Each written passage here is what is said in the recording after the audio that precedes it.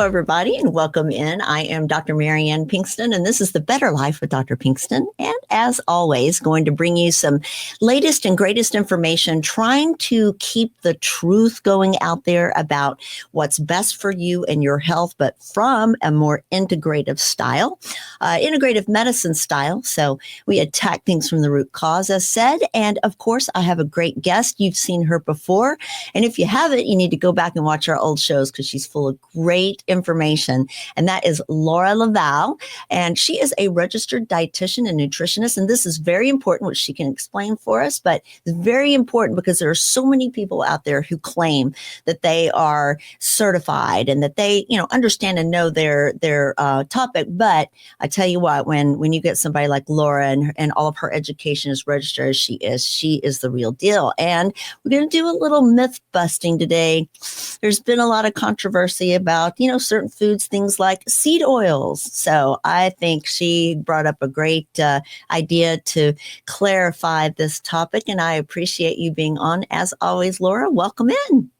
Thank you very much. I'm happy to be here. And I don't know how we do it, Marianne, but honestly, seed oils kind of are a little bit complicated of a topic.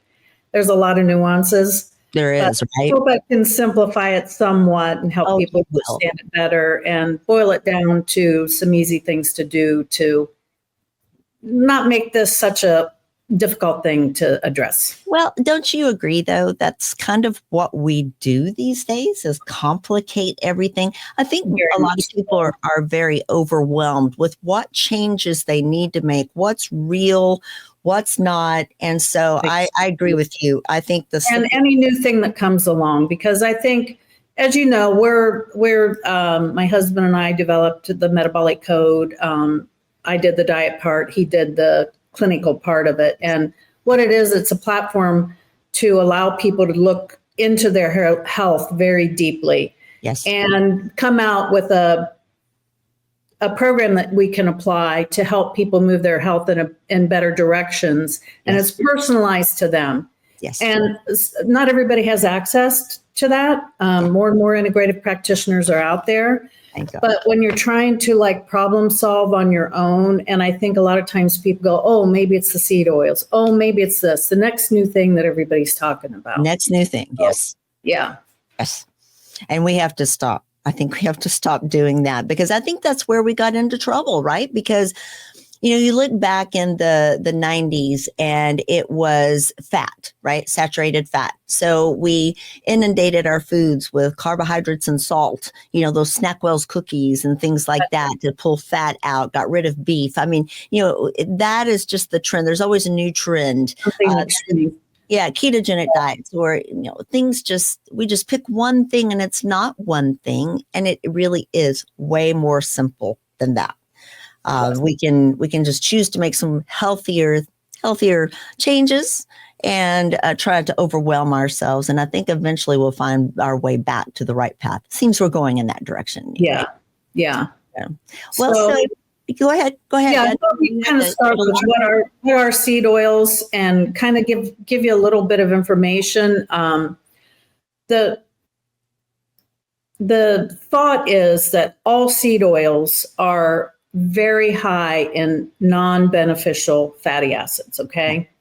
So some people might know, they equate seed oils with high omega-6. Yeah. And I think a lot of people know this messaging now that you want to try and balance your omega-6 intake with omega-3. Because if you go high omega-6, you could push your body into some inflammatory chemistry. Absolutely. That has been the thought. However, the studies are crazy on this. So I probably will be doing, like you said, a little bit of myth busting on seed oils, but not all seed oils are the extremely high levels of omega-6. That's what's crazy.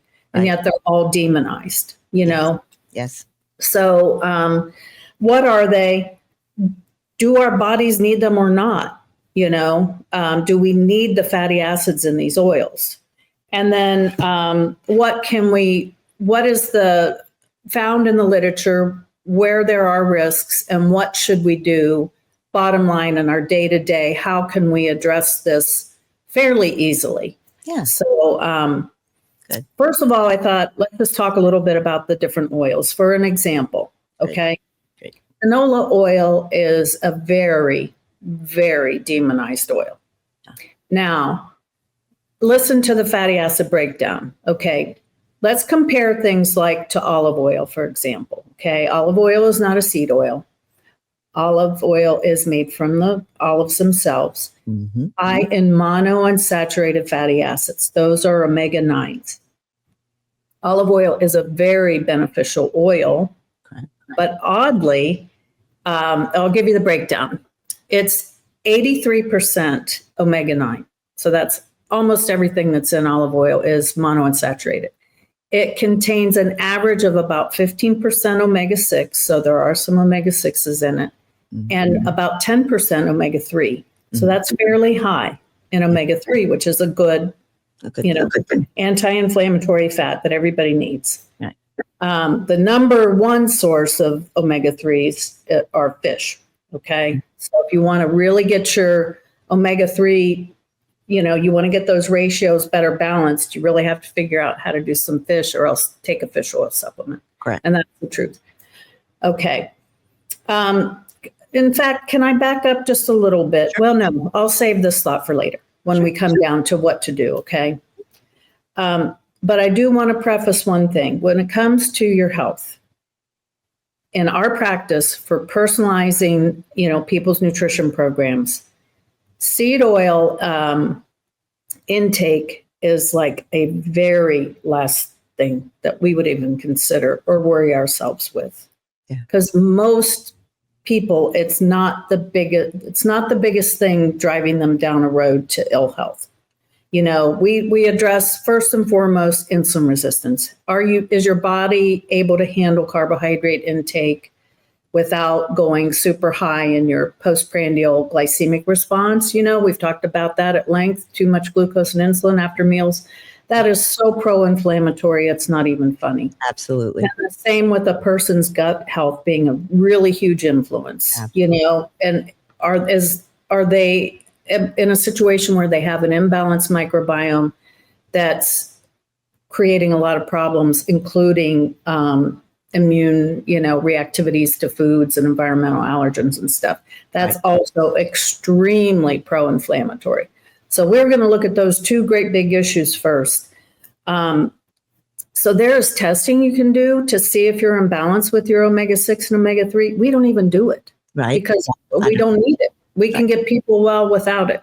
Right. What we do is we just counsel on, how can you address this so that you're likely to be keeping yourself in balance pretty easily. Yes. But I want to compare, canola oil, because that's really demonized. Canola oil is, remember I said olive oil is 83% omega-9. Canola oil is about 55% on average, 50 to 60% monounsaturated. So that's the primary fat, is the same beneficial oil that's in olive oil, but it's just not as high. Omega-9s have been found to help insulin sensitivity, believe it or not. Yes. So that's where the old, Italian practice of taking your bread and dipping it in the olive oil and then eating it, it actually does hold down the glycemic response.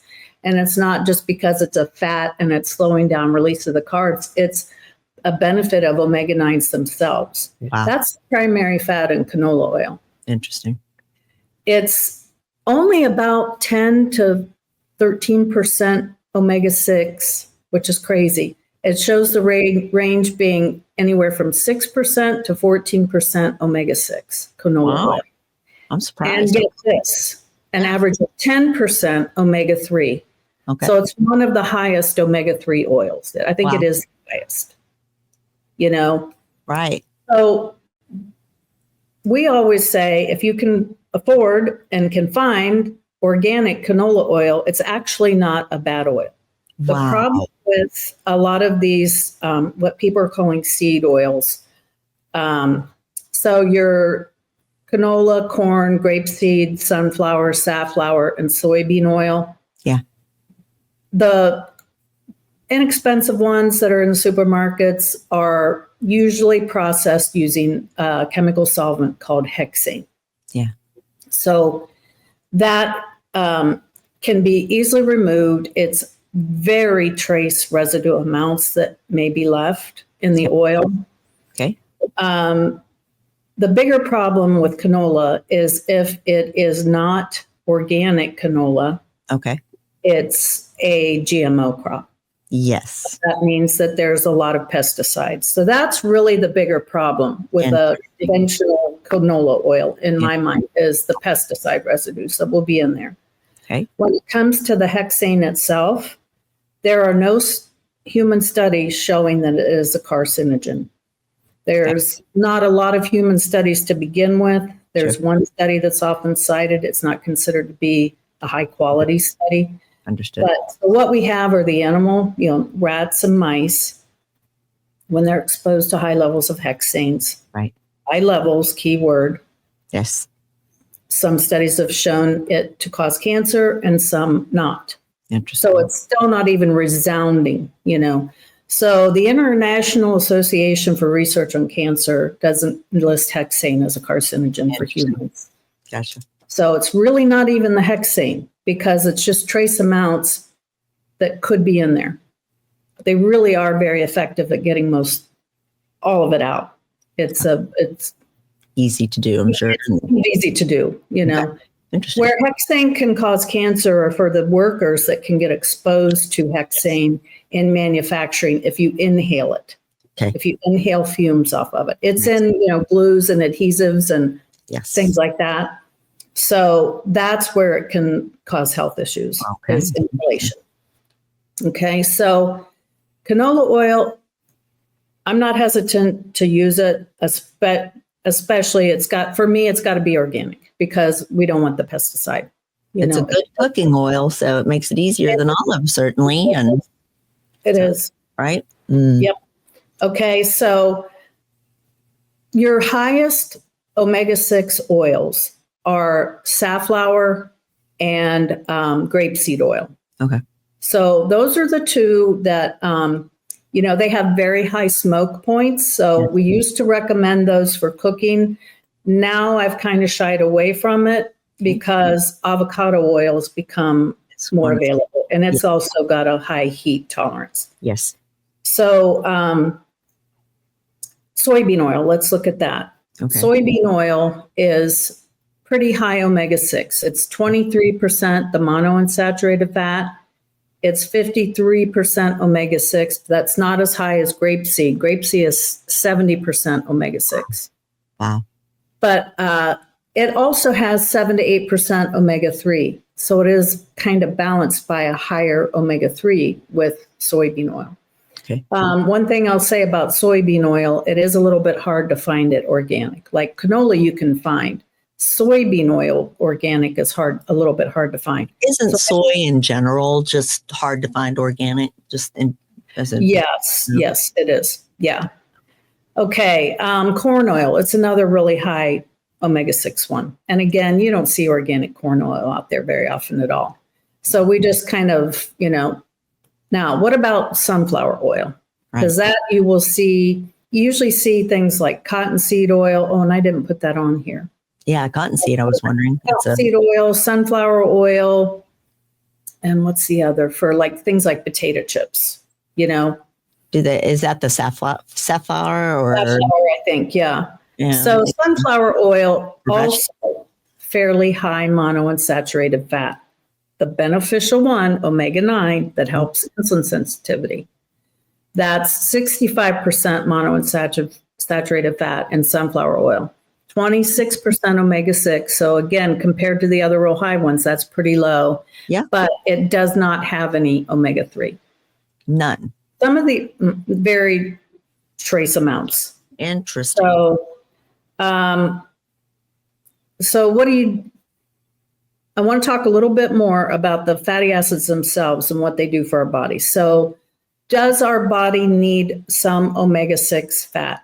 Yes. Our body uses omega-6 fats and omega-3 fats to form our cell membranes. Yes. So that's where we need these fats. Your body takes phospholipids and incorporates those into that membrane with the other fatty acids, the omega-6s and the omega-3s. Omega-9s are not used in cell membranes. So your body can even make some omega-9s. You don't have to get it in the diet, but it's considered, it used to be considered kind of a neutral fat. If you were taking in monounsaturated fats, say in olive oil, because it's the highest, it's neutral. It's not contributing to an imbalance in a 6:3 omega ratio or anything like that.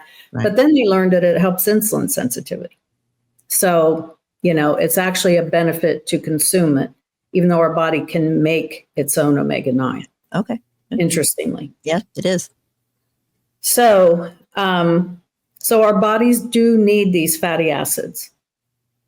And I want to switch over now. So I hope that helps people understand kind of how this goes with the breakdown of these oils. Very much. I learned a lot. Thanks, Laura. That's amazing. Okay. Now, what they used to say is that omega-6 fatty acids went down a pathway to making something called arachidonic acid, which in general, when I first learned about arachidonic acid, we thought bad, bad, bad. It just is pro-inflammatory. Actually, now they're finding out, interesting, let me get to my next slide. There's a study that shows that, have you heard, Marianne, of athletes taking arachidonic acid as a supplement? Yes. Because arachidonic acid helps our body make muscle, believe it or not. Yes. Right? Yes. So, new trend, one of the new fad now, that. Yes. Yeah. So there's also a study, and this was a large study, 3,500 adults. They looked at the circulating fatty acids in the system. And they looked at a baseline, then they looked again in 6 years and 30 years. And what they found was circulating arachidonic acid and something called docosapentaenoic acid, which is a fat from fish oil in the omega-3s, but not other polyunsaturated fats, that's these omega-6s, are associated with a slower rate of cognitive decline. Arachidonic acid. Nice, yes. Need it for brain health as well as muscle. Mm-hmm. And omega-6 is the one that when you consume it, it goes on to, it's like a precursor to arachidonic acid. Interesting. Arachidonic acid then goes on to make something called prostaglandins. It makes two different prostaglandins. Yeah. One of them is anti-inflammatory, one of them is pro-inflammatory. Absolutely. And one of the ways you keep it from going down the pro-inflammatory pathway is just to make sure you're taking in a good amount of omega-3s. Interesting. Balance it out. The other way, and this is why insulin sensitivity is so important, is to control your blood glucose and insulin. When you have high blood glucose, it shunts down toward the pro-inflammatory pathway. Interesting. And that's why when I see people that tell me, oh, those seed oils, I definitely feel it. I feel more pain or more inflamed when I eat them. I know they probably are not in good control with their blood sugar. Interesting. And they that is profound and huge. Yeah. Makes perfect sense. So, so again, these omega-6s, you need both of them for your cell membranes, and omega-6 makes arachidonic acid, which isn't all bad. There are benefits to having some arachidonic acid. So why are we totally demonizing any omega-6? Right. The thing I would like people to remember is the vast majority of people, if you're not just still in the, habit of using corn oil or something to cook with. Right. The main sources of seed oils are ultra processed foods, junk foods, snack foods. Yeah. So the people that have the higher intake, really high intakes, tend to eat a lot of ultra processed foods or junk foods, Yes. Yes. And they tend to not be healthy eaters. So then they're not eating fish and getting in their omega-3s. So how do you think about this? And I want to cite some other studies. Omega-3 and omega-6 intake are inversely related to what we used to call non-alcoholic fatty liver disease. Correct. So that's about to become epidemic. It's becoming epidemic, non-alcoholic fatty liver disease. Now they call it metabolic. What is it? Associated steatohepatitis. Exactly. another long. You're metabolically out of balance, and that's making fat go in your liver. Yes. And the number one thing making fat go in people's liver is, again, over intake of sugars, especially, but sugars and carbs generally, refined especially. Just packs the fat into the liver because you're taking in so much glucose, especially if you're inactive, not getting a good amount of exercise. So those glucose molecules aren't getting burned for energy. Your body doesn't have anything to do with them, so it converts them to fat and they store in the liver. Absolutely. And so why is that dangerous? I mean, we're going to go a little off topic, but it's important, I think. I want people to understand why that's dangerous. Well, down the road, it leads to liver failure. So it's the number one reason people might need a liver transplant. Absolutely. And it's not everybody gets a liver transplant, and it's a horrible way to die. It's a horrible procedure to go through. And it's a horrible procedure. Any kind of organ transplant is really rough because then they have to put you on the drugs that keep you from rejecting it, which what do those do?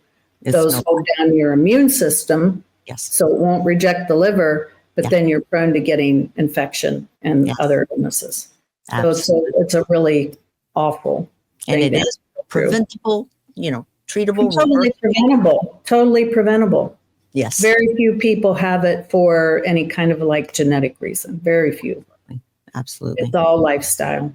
Yes, absolutely. Well, what about then just vegetable? You're at the store, you're inundated with all the oils on the shelf, and vegetable oil was and Crisco's and things like that used to be the things that grandma has used to bake and cook for years. Mm-hmm.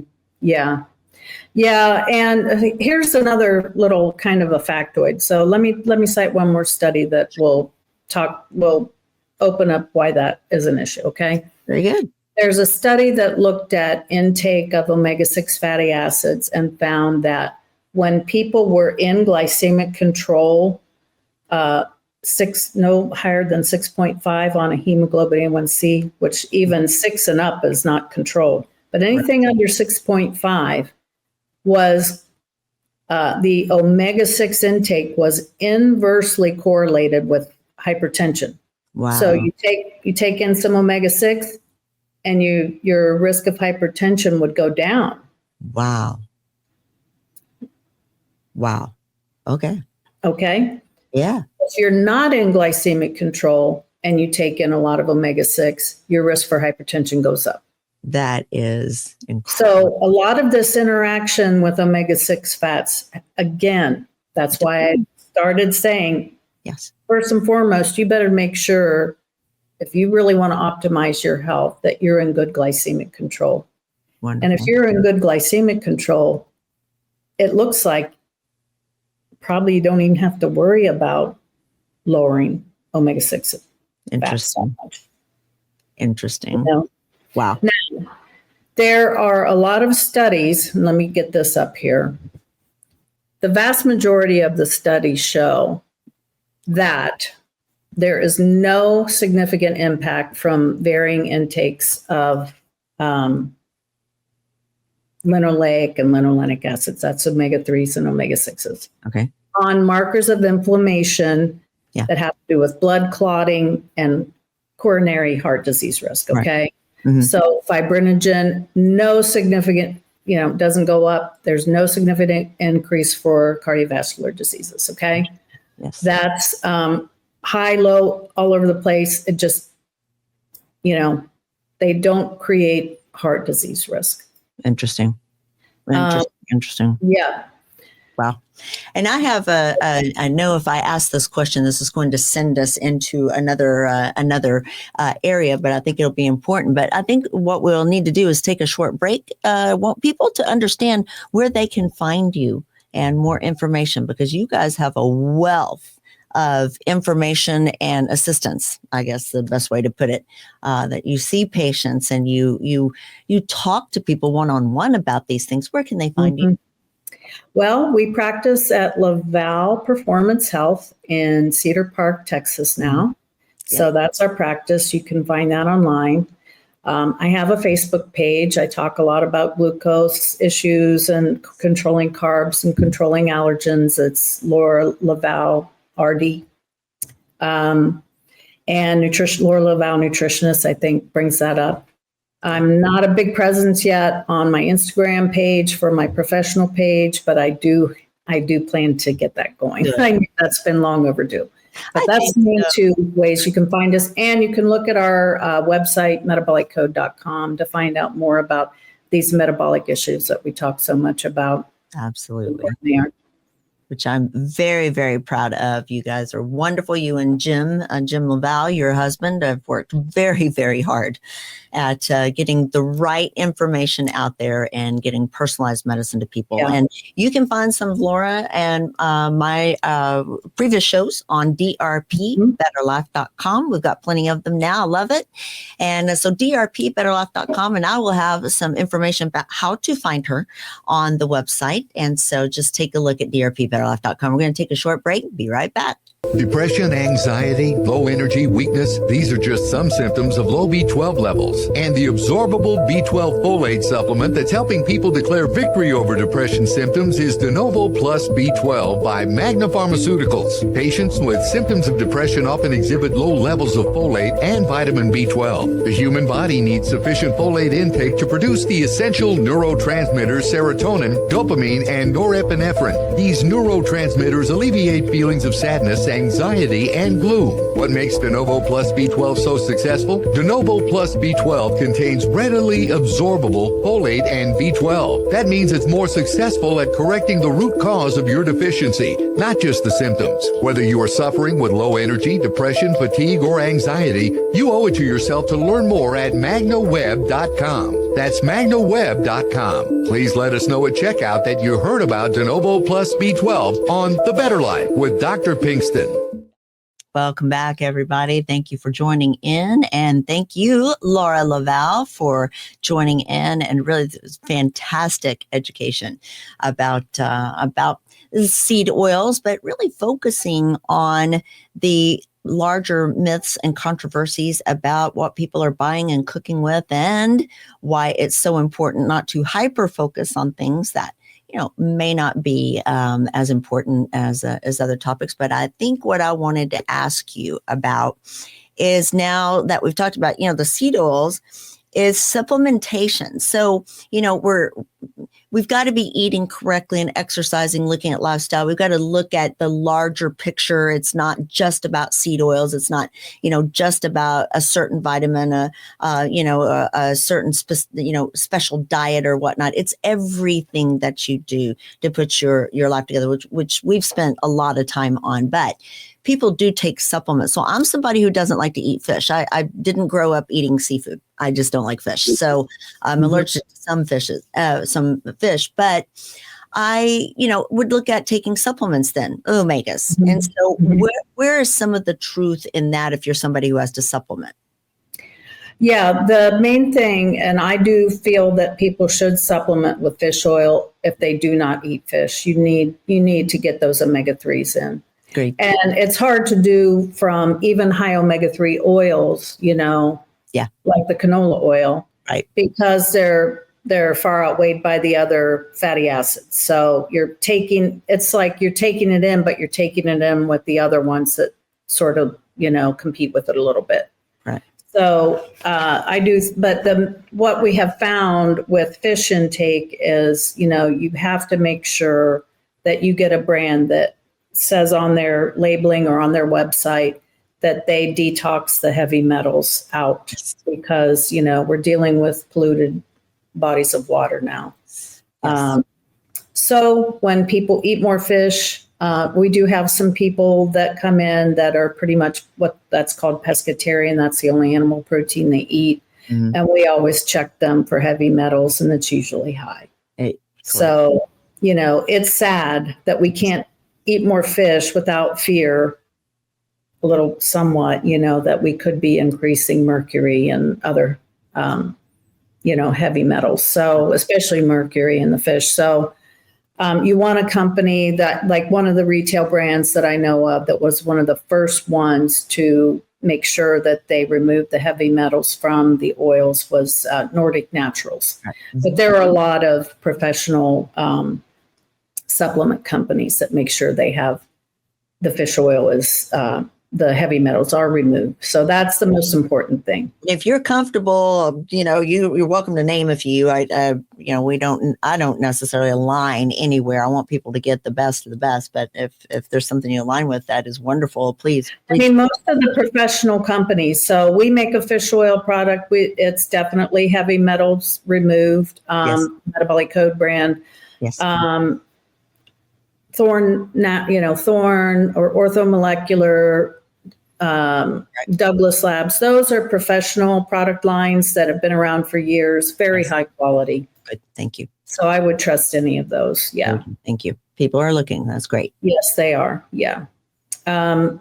So I want to finish with one thought real quick about the heart disease issue, okay, Yes. with the seed oils. Because there was, over the years, there's been studies that have said, look, if you eat more oils and you try to lower your intake of saturated fat, so remove saturated fat and replace with omega-6 or, omega-6, omega-3 oils, your risk for cardiovascular disease goes down precipitously. Yeah. And reason why and there was just and this has been over the years, it's been study after study, and there was just another big one done in, it was published in 2023 Journal of Lipids, when people lowered, this is a little bit different. When people lowered their omega-6 intake, arachidonic acid did not go down. People thinking arachidonic acid is bad. It didn't even, lowering your omega-6 intake didn't even lower it that much, which is interesting. But the one I wanted to cite was 2024 British Journal of Nutrition, increasing omega-6 while reducing saturated fat, precipitous drop in risk for cardiovascular disease. Now, why is this important right now? Because what's going on, Marianne? Yeah. People are trying to avoid the seed oils, and what are they going to now? Tallow. Yep. Saturated fats. Yep. Yeah, and nature does not support that as a move. Wow. It really does not. Wow. And I think it's because a lot of people aren't in good glycemic control. There have been a lot of studies that have shown problems with all fats, even the seed oils and the saturated fat, when we're not in glycemic control. Correct. There's less tolerance. Yes. So I think it's related to that. What we do in our practice is we have people test for the ApoE3 and 4 genetic SNPs. Yes. That is a for sure way to know if you're going to be intolerant of saturated fat. Interesting. Yes. The people with ApoE4 genes do not tolerate saturated fat. So I really encourage people, before you just go wild on saturated fats, you should look at that. Absolutely. And it's not just from, animal sources, it's coconut oil as well. Okay. Because that's high saturated fat oil. Yes. So, and we've seen people, send their cholesterol sailing with, coconut oil too. Absolutely. So it's not, and this is the other thing. People are saying, well, cholesterol is not bad for you. High cholesterol isn't bad. Unoxidized, it's not, maybe, but oxidized is bad for you. Oxidized LDL is very much known to be a factor that increases risk for cardiovascular disease. Correct. And how are you going to stop yourself from being oxidized in this polluted world? Right. It's very difficult. Very, very difficult. You don't want to over intake antioxidant supplements, because you don't want to totally suppress your inflammatory response because you need some inflammation to fight disease. Yes. People don't understand. So people think, oh, if I just slam a bunch of antioxidants, I'm not against taking some, but you don't want to overdo it either. Correct. Yeah. Absolutely. That is Okay. so true. Mm-hmm. So Well now said. getting down to what do we do then? What do we do on this issue? Oh, and I want to point out some other things. So I don't want people to think I'm sitting here saying there's absolutely no problems being seen in the literature with seed oils. Right. So there is an increased risk for depression when omega-6 intake is too high. Yeah. There is an increased risk for attention deficit. There's increased risk for dermatitis with too much omega-6. Yep. Asthma. Yep. I think there was some studies showing maybe prostate cancer risk going up a little bit with too much omega-6. Wow. And I believe that they're now advising people with MS to really watch their omega-6 intake. Wow.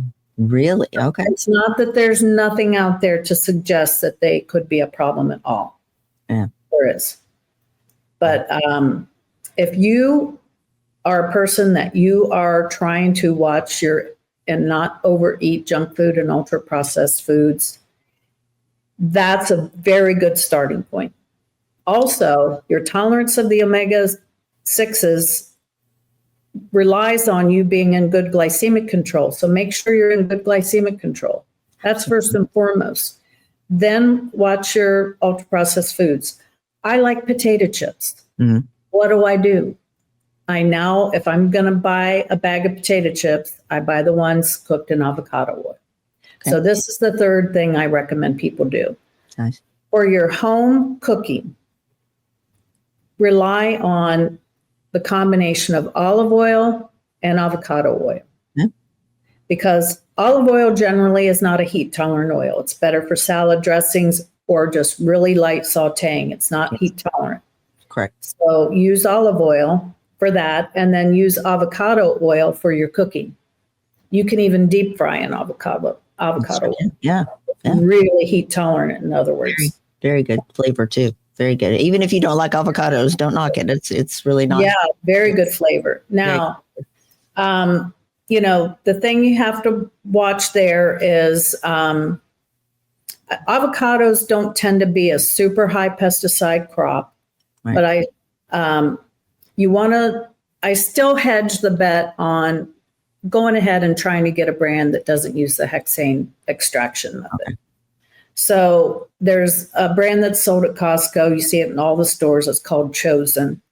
It's a pressed, expeller press. So that means they don't use the hexane to extract it. Okay. They press it out of the food. Gotcha. Now, there are some purists that will say go a step above that and look for cold pressed. And that is probably the actual top organic cold pressed, would be the best. But I'm just saying, if I want to have a potato chip, you're not going to find that. Right. But you can go the step better by a lot of chips now are made with avocado oil, and that helps a lot. It does. So, so that's easy. We don't have to and then that saves a little bit of room for whatever you're going to get when you eat out, or whatever you're going to get when you're eating somebody else's house, or you're going to eat a little bit of junk food. You know what I mean? Yeah. You control because you don't use it in your house. Use the two healthiest oils. So that makes it easy. And that's what most people are doing now. Absolutely. And I'll make the point too that all these labs that you have discussed are readily available. But most physicians really don't test. They'll do the very simple, basic Framingham, lipid panel. They'll check a basic metabolic panel, which has a glucose level, maybe an A1C, but you can expand upon your cholesterol level, checking those ApoE. You can even go into apolipoprotein A and B. You can do an omega panel, but checking your genetics is better. But checking your insulin levels, that A1C, watching your triglycerides and other things. That's not hard at all. No, not at all. And a lot of people, for glucose and insulin, the only thing I will say is you have to be careful, because a lot of times a conventional, somebody not trained in integrative, right? Conventionally practicing physicians will not begin to worry about the glucose at all until, it's around 100. Right. Sometimes they don't even say anything then. And 100 to 125 is prediabetes. Absolutely. So really what people need to understand, if your fasting glucose is trending high, above anything above 85, and it starts to increase risk for diabetes. This was a huge Kaiser Permanente study that Jim and I cite all the time. For every percent over 85, every number, 1 point over 85, your risk for diabetes increases by 6%. Crazy. So by the time you get up into the 90s, you're at 60% increased risk for diabetes. Isn't that insane? That's considered normal in many places, which is. And the bad part about it, you can be sustaining damage to like the retina of your eye in those even before people get to the diabetes level. And this is something, when you're young, you're running around, you think, I'm not going to go blind. But you'd be surprised how many in healthcare, how many people we see that became blind because they weren't controlling their blood sugar. And just in insulin. Early enough. Yeah. And I kind of formulated a thought now that diabetics that, receive treatment and are monitored, can avoid all of those outcomes as well as they're monitored and treated, but nobody's treating and monitoring the insulin resistance area. And I think that's more dangerous than just developing, in some cases, outright diabetes, because it's not being treated and monitored. It's not being taken seriously at all. Yeah, I'll never forget a patient we had years ago in our Cincinnati practice, and it was a lovely man, and he was going blind in one eye. And he was like, the doctors can't figure it out. And I said, why? We can tell you why. Your blood sugar is always 112. Right. That is a level that causes damage to tissues in your body. Yeah. And the retina is a prone tissue. Yes, very. And he just happened to be a candy lover. We were trying to get him to realize you can't keep eating all that sugar. Absolutely. Now the messaging is out there a lot more. So I think, people listen. But what I was going to say about if you're trending high on your glucose, you need to look at a postprandial level, because fasting is, you didn't eat for 12 hours. Right. It could be falsely low, honestly. It could be, so you're recovering in those hours. Yes. You need hours and hours, and you come back down pretty decent. But if you're trending high, like 95 and up especially, make sure you look at the 2-hour postprandial glucose and insulin. Absolutely. And almost always when we look at that, when people are trending high, then the 2-hour is really high on the glucose and the insulin both. Absolutely. For those of you not sure, that is 2 hours after a meal. So that's the best time to check. That's when your body it'll expose itself if you are. And, I'm still waiting for a really user-friendly, continuous glucose monitor. People can get a lot of insight from those. Absolutely. But the technology, I think, is still just a little bit off. We need a couple more years for it to get really solid. Right now, it just looks like they're going all over the place, and it's hard to tell what's happening. So it's a little bit easier to discern that with just regular blood tests for right now. Absolutely. But I have had a lot of people that have had luck with the continuous glucose monitors. I've had Marianne, you've sat in the A4M conferences that we lecture in. And so we've had physicians hear our lectures and decide to go out and check these things out, and even using just a glucometer to check the 2 hours. Mm-hmm. And I've had physicians come back to me and say, you know what? I checked a lot of people like smoothies, thinking they're really a healthy thing. And they should be, except they're enormous, and there's a lot of fruit, and usually they throw a little bit of sugar in. And they come back and say, I could not believe how high my blood sugar was Absolutely. after I drank that smoothie, Be healthy. No. Yeah. Dangerous. Yep. Yes. So I love vegetable juices, and you can put a little bit of fruit. Yeah. But even then, I think a small shot is better because you get a nutrient boost without putting so much. They're natural sugars, Agreed.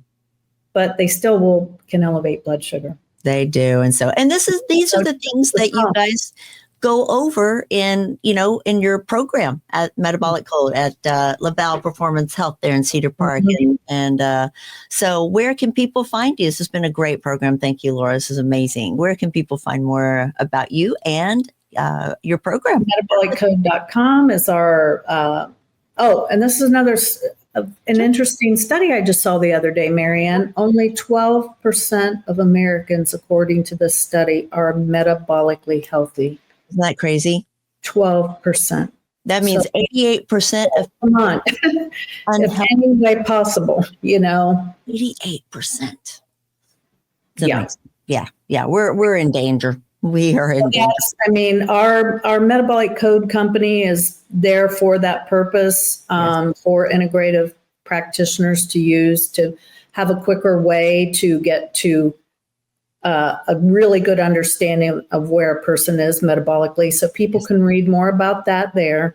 And then I'm on my Facebook page, Laura Laval, nutritionist, and then we have Laval Performance Health in Cedar Park, Texas, if people are interested in trying to get themselves evaluated. Which is a must, and we encourage it. All of that will be. You can also, and I'll put in a little plug for A4M. Please. A4M is one of the best educators on integrative medicine topics out there. And they, on their website, you can look up to find a practitioner that does integrative and functional. There's all different names for it now.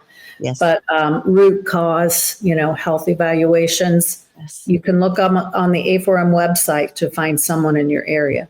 Thank you. And that's the letter A, the number 4, the letter M.com. Mm-hmm. And I will make sure that all of this information is on the website, and that is drpbetterlife.com. Plus, Laura and I have a few previous shows of just as intense and wonderful information. So please go back and take a look, as well as all my other shows, but drpbetterlife.com.